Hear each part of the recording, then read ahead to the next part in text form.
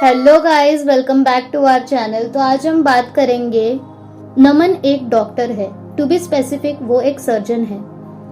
पिछले 3 दिनों से वो अपने रूम से बाहर नहीं निकला है। उसके साथ ऐसा क्या हुआ उसके बारे में आज हम बात करेंगे। नमन को अपनी स्टडीज कंप्लीट करके कुछ ही टाइम हुआ था और तब से वो एक जॉब की तलाश कर रहा था। 30 साल का होने की वजह से प्रेशर था उस पे जल्दी से जॉब ढूंढने का और फाइनली उसे एक हॉस्पिटल से कॉल आ जाता है, जहां पर इंटरव्यू देने के बाद नमन सिलेक्ट हो गया था। आज उसे लगभग 1 महीना हो चुका है हॉस्पिटल ज्वाइन करके। नमन के बहुत सारे दोस्त तो नहीं बने हैं क्योंकि वहां पर सारे सीनियर्स हैं, लेकिन ठीक ठाक बातचीत हो जाती थी सबसे। कभी कभी वो लोग नमन को अपने साथ लंच करने के लिए बुला लेते हैं और जब कोई नहीं बुलाता तब नमन अकेला ही लंच कर लेता है, पर उससे नमन को कोई प्रॉब्लम नहीं थी। आज से करीब 10 दिन पहले नमन का एक नॉर्मल डे की तरह हॉस्पिटल में गुजर रहा था और तभी अचानक एक अजीब सी अफरा तफरी हॉस्पिटल में मच गई। लोगों के भागने की और चिल्लाने की आवाज आ रही थी। नमन को क्यूरियोसिटी हो रही थी, तो नमन ने आसपास के डॉक्टर्स को पूछा कि क्या हो गया है, ये अचानक से शोर किस चीज का आ रहा है। तो उन्होंने नमन को बताया कि उन्हें ज्यादा कुछ तो पता नहीं, पर एक ऐसे पेशेंट को हॉस्पिटल में लाया गया है जिसके सारे बॉडी पार्ट्स कटे हुए हैं। जैसे ही उसको हॉस्पिटल में लेकर आया गया, रिसेप्शनिस्ट उसको देख के चिल्लाने लगी और जो भी अचानक उसे देख लेता है वो चिल्लाने लगते हैं। लोग उसको देख के डर जाते हैं और उसी वजह से ऐसे अफरा तफरी वाला माहौल बन गया है हॉस्पिटल के अंदर। ये सुन के नमन को बहुत अजीब लगा और उसको बुरा लग रहा था उस पेशेंट और उसकी फैमिली के लिए। 1-2 दिन बाद ये बात को वो भूल गया और वो नॉर्मल लाइफ में बिजी हो गया। वैसे तो उसे हर वक्त कुछ ना कुछ काम रहता था, लेकिन जब भी काम से नमन को फुर्सत मिलती थी तब उसे एक दोस्त की कमी महसूस होती थी। एक दिन नमन लंच टाइम पर अकेला लंच करने बैठा हुआ था और वो कुछ सोचते सोचते सामने देख रहा था। उसके सामने एक लड़की खड़ी हुई थी।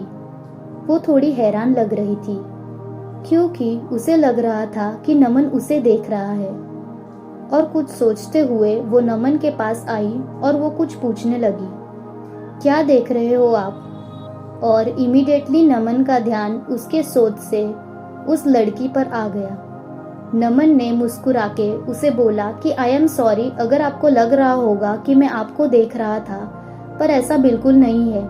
मैं तो कुछ सोच रहा था और आप बस मेरे सामने खड़े हुए थे। नमन की बात सुन के वो लड़की के ऊपर जो गुस्सा था वो हल्की सी स्माइल में कन्वर्ट हो गया था और नमन ने उससे पूछा कि वो यहाँ क्या कर रही है। तो उसने बताया कि उसे हल्का सा बुखार हुआ था जिसकी वजह से वो बेहोश हो गई थी। बस यही रीजन था जिसकी वजह से उसे हॉस्पिटल लाया गया और वो बस 2 दिन के लिए हॉस्पिटल में है। 2 दिन के बाद चली जाएगी हॉस्पिटल से। थोड़ी देर तक वो लड़की नमन से बातें करने लगी। बातों बातों में नमन ने उस लड़की को बताया कि हॉस्पिटल का स्टाफ थोड़ा सा उसे समझ नहीं आ रहा है और उसकी खास दोस्ती भी नहीं है किसी से। तो वो लड़की ने भी अपना एक्सपीरियंस नमन से शेयर किया और बताया कि उसे हॉस्पिटल के डॉक्टर्स थोड़े से रूड लगे। उस लड़की को पता चल गया था कि नमन हॉस्पिटल में अकेला फील कर रहा था, तो उसने नमन से कहा कि वो जब तक यहाँ है वो उसे मिलती रहेगी। नमन ने दिखाया नहीं, पर अंदर ही अंदर वो बहुत खुश हो रहा था। अगले दिन नमन फिर से काम पर गया तो हॉस्पिटल पहुंचते ही उसकी नजर उस लड़की को ढूंढ रही थी। नमन ने जैसे ही गाड़ी पार्क कर ली और गार्डन की तरफ गया, वो लड़की वही टहल रही थी। नमन सीधा उसके पास गया और वो लड़की नमन को देखकर खुश लग रही थी। कुछ देर उससे बातें करने के बाद नमन ने कहा कि उसे पेशेंट्स देखने जाना है, लंच पर मिलते हैं। नमन को उस लड़की को छोड़कर जाने का मन तो नहीं कर रहा था, उसे काम तो करना ही था। काम करते करते लंच टाइम हो गया और सीनियर्स नमन को साथ में लंच करने बुलाने लगे। पर नमन ने उन्हें बहाना बनाकर बोल दिया कि मुझे भूख बहुत ज़्यादा लग रही है, मैं वेट नहीं कर पाऊंगा, मैं बस अभी जा रहा हूँ लंच करने। नमन अपनी कैबिन से सीधा उसी जगह पहुंच गया जहां वो रोज लंच करता था। वहां पहुंचते ही नमन मुस्कुराने लगा क्योंकि वो लड़की वहीं बैठकर नमन का इंतजार कर रही थी। उसे देखकर नमन के मन में ख्याल आया कि अगर वो लड़की खुद यहाँ नहीं दिखती तो उसे ढूंढना पड़ता। फिर सोचने लगा कि अच्छा होता अगर मैं उसका नंबर ले लेता, मैं डायरेक्टली उसे कॉल करके पूछ लेता कि तुम कहाँ हो। लेकिन थोड़ी डिसेंसी मेंटेन करने के लिए नमन को उसका नंबर मांगना सही नहीं लग रहा था। सारा लंच टाइम उस लड़की के साथ कब निकल गया नमन को पता ही नहीं चला। लंच करने के बाद रोज के काम और फिर अगले दिन जब नमन फिर से हॉस्पिटल आया, उसकी नज़र बस उस लड़की को ढूंढ रही थी। गाड़ी पार्क करते ही नमन उसे आगे पीछे सभी जगह बस लड़की को ढूंढने लगा बेचैन होकर, लेकिन वो नमन को कहीं नहीं दिखी। फाइनली नमन ने अपनी कैबिन में जाने के लिए लिफ्ट बुला ली और जैसे ही लिफ्ट आई वो लड़की लिफ्ट के अंदर थी। लिफ्ट में बात करने के लिए ज़्यादा टाइम नहीं था उन दोनों के पास, बस दोनों में एक हल्की सी स्माइल एक्सचेंज हुई और फिर नमन ने उसे कहा लंच पर मिलते हैं और फिर कैबिन में पहुंचकर नमन ने उसके सारे काम खत्म किए। लंच टाइम होने से कुछ देर पहले ही नमन लिफ्ट की तरफ भागा। नमन के मन में बहुत सारे थॉट्स आ रहे थे। उसे थोड़ा बुरा लग रहा था कि कल से वो लड़की उसके साथ नहीं होगी और कल शायद वो अकेला ही लंच कर रहा होगा।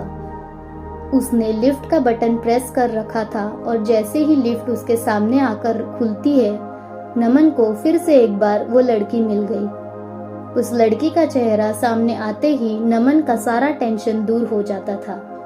उसे बस अच्छा लगता था।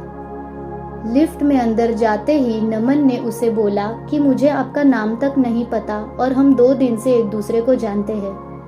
हंसते हुए उस लड़की ने नमन को जवाब दिया, हाय नमन, मेरा नाम है। और तभी अचानक लिफ्ट रुकी और वो लड़की का ध्यान लिफ्ट की तरफ चला गया, लेकिन नमन का ध्यान उस लड़की पर ही था। वो सोच रहा था कि इसे मेरा नाम कैसे पता, मैंने तो अपना नाम नहीं बताया। तभी उसे क्लिक हुआ कि उसका नाम उसके आईडी पर है, देख लिया होगा उसने। लिफ्ट बार बार अलग अलग फ्लोर्स पर रुक रही थी, लेकिन उससे उन दोनों को कुछ खास फर्क नहीं पड़ रहा था क्योंकि वो दोनों एक दूसरे से बातें कर रहे थे। लेकिन जैसे ही लिफ्ट 3rd फ्लोर पर आकर रुकती है, एक आदमी लिफ्ट के अंदर घुसता है, जिसको देखकर नमन का चेहरा नीला पड़ गया। नमन उस आदमी को देखकर इतना घबरा गया था, उसके शक्ल पर डर साफ दिख रहा था। नमन की सांस रुक गई थी जब तक वो आदमी लिफ्ट के अंदर था। जैसे ही वो आदमी लिफ्ट से निकला, नमन ने नोटिस किया कि वो लड़की उसके चेहरे को देख रही थी।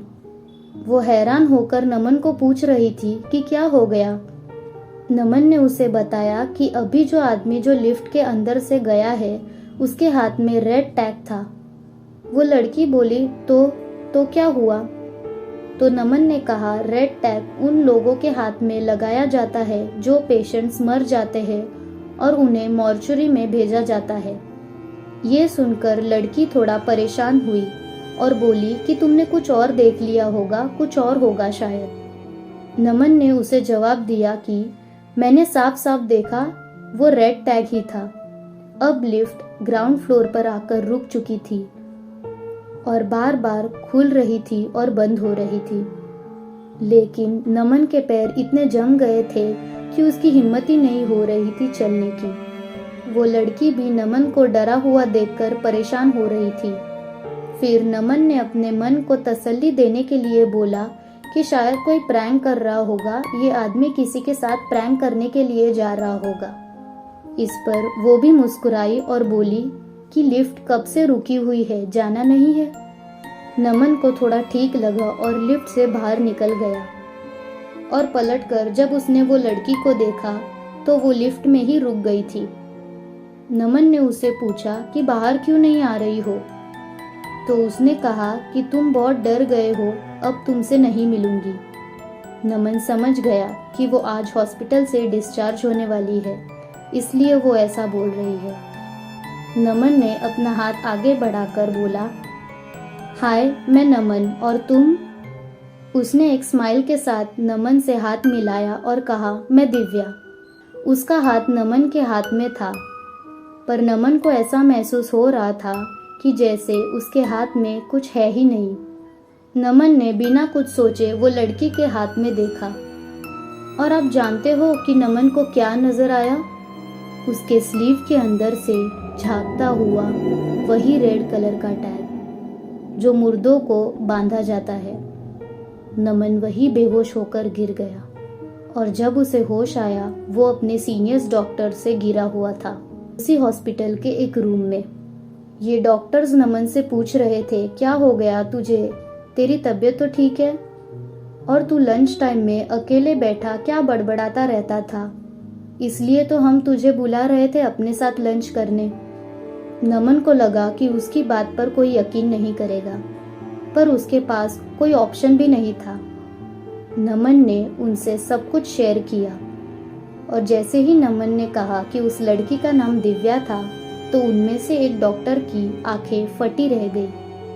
हकलाते हुए उसने बोला, दिव्या? दिव्या? वो तो वही लड़की थी जिसके सारे बॉडी पार्ट्स कटे हुए थे, और उसकी तो उसी दिन मौत हो गई थी। नमन ने कहा, नहीं नहीं, वो तो कोई दूसरी होगी। उसे लगा ये लोग उससे प्रैंक कर रहे हैं। सबने कहा, नहीं हम प्रैंक नहीं कर रहे हैं, हमने तो उसे देखा तक नहीं। एक काम करते हैं, उसके रिकॉर्ड्स लेकर आते हैं, फिर चेक करते हैं। तो उन डॉक्टर्स में से एक डॉक्टर नीचे गया रिसेप्शन से उसकी रिपोर्ट्स लेने, और जब वो ऊपर आया और रिपोर्ट्स में दिव्या की फोटो दिखी, तो बिल्कुल वही लड़की थी जो नमन ने डिस्क्राइब की थी। वही बाल, वही चेहरा जिससे नमन रोज बातें करता था। सभी डॉक्टर्स बहुत बुरी तरह से डर गए थे। बहुत देर तक सभी बिना कुछ कहे वही चुपचाप बैठे रहे, और थोड़ी देर बाद उन्होंने नमन से कहा कि तू छुट्टी ले ले और घर में आराम करना, और जब ठीक लगे तभी आना। हम तुझे टाइम टाइम पर फ़ोन करेंगे। अब इन डॉक्टर्स में से कोई ना कोई नमन को फ़ोन करके उसके हालचाल पूछते रहता था। उनसे बात करके नमन को तसल्ली रहती थी। उन लोगों को नमन की बातों पर भरोसा हो गया और उसके अच्छे दोस्त बन गए। सो गाइस, कैसी लगी आपको हमारी ये आज की कहानी? अच्छी लगी हो तो लाइक और शेयर करना, और ऐसे डेली नए नए वीडियोस देखने के लिए हमारे चैनल को सब्सक्राइब करना। Thank you guys, good bye.